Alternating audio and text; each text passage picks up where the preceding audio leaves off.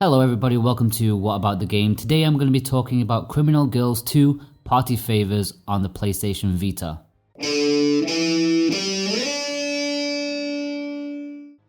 The more I think about the premise of Criminal Girls 2, the more awesome I think it is.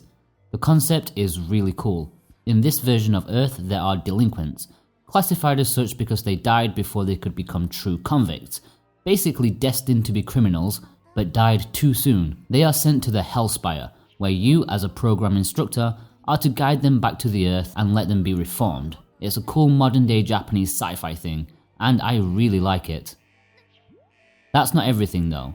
Something goes wrong with the program and you and your group are suspected of being involved. Why? Well, your record states that you are supposed to be guiding 6 girls to reformation, but you have 7 instead. One of them is a convict in disguise. Your punishment is getting sent straight to the depths of hell. Not content with staying there, you want to guide your group all the way through hell, back to the Hellspire, and then finally to freedom. It's a very interesting story that has enough twists and turns to keep you entertained. I will say though that early on, the bickering between the girls as to who the traitor is does get very tiresome at times, and it does feel like you've witnessed the same dialogue more than a couple of times. The characters are all uniquely distinct from one another, and despite the large cast given right from the off, you get to know them pretty much instantly. A downside to this is that they are really just quite stereotypical anime characters. You have the immensely shy one, the super intelligent one, the rich snob, the ditzy one, the plucky one, the promiscuous one, and the perfect one. It's hard to look past that at first, but as you go further into the game, I really do think there's some nice development there for the girls, and you learn why they are as they are. It's one of the strengths of the game for me. The main gameplay element of Criminal Girls 2 is walking around the dungeons and fighting battles in a standard JRPG way. While they look really nice and cool, the dungeons themselves can be quite unremarkable, and as I said in the preview, quite flat pack. The corridors and rooms tend to be the same elements reposted, saying that there are a fair few environments the further you go up the dungeon floors, and so you're not looking at the same scenery for too long. The battle system is really quite simplistic and enjoyable. Out of the 7 girls at your disposal, you can have 4 in battle at once, spread to the 4 corners of the screen. Each of the girls have unique abilities from each other, although in your turn you can only select one girl to act. Even then, the girls have one randomly selected move to use, so basically during your turn, you can select only one of 4 random abilities. There is a little predictability for what could come up, especially if someone in your party needs healing, then a healing ability is almost guaranteed to make an appearance. You can't help but feel that having all the moves your fighters know would be nice, but I suppose this way adds more variety to the random battles. One thing I like about the battle system is that it allows you to use one item and switch a team member per round without taking away your precious ability use. I found items incredibly useful, especially against boss battles, and they can add a lot of strategy to the game, something which other RPGs generally fail at. One of my biggest complaints about Criminal Girls 2 is the grinding. Normally I don't mind a little bit of grinding, but the difficulty spike between end of dungeon bosses and the random battles is often insane. You can often breeze through the normal battles without too many worries, even upon entering a new area with more dangerous foes. Once you get to the boss battle, however, you can guarantee to be wiped out almost instantly.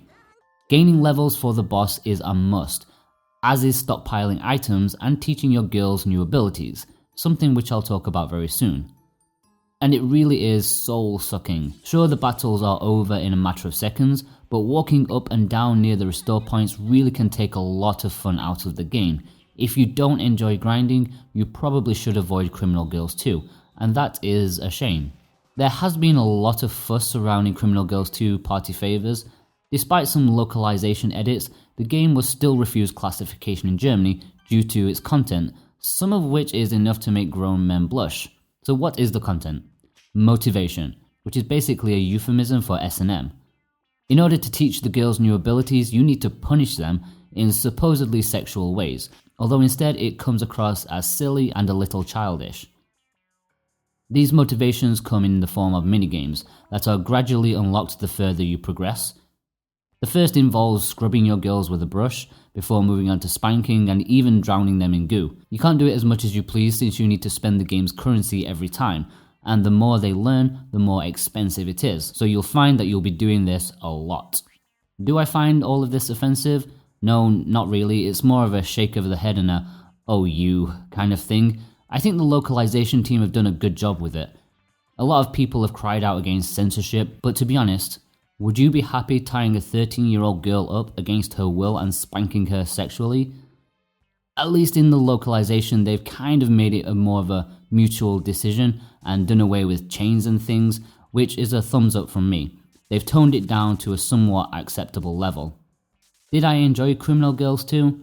Surprisingly, yes. I enjoyed the story and the character development.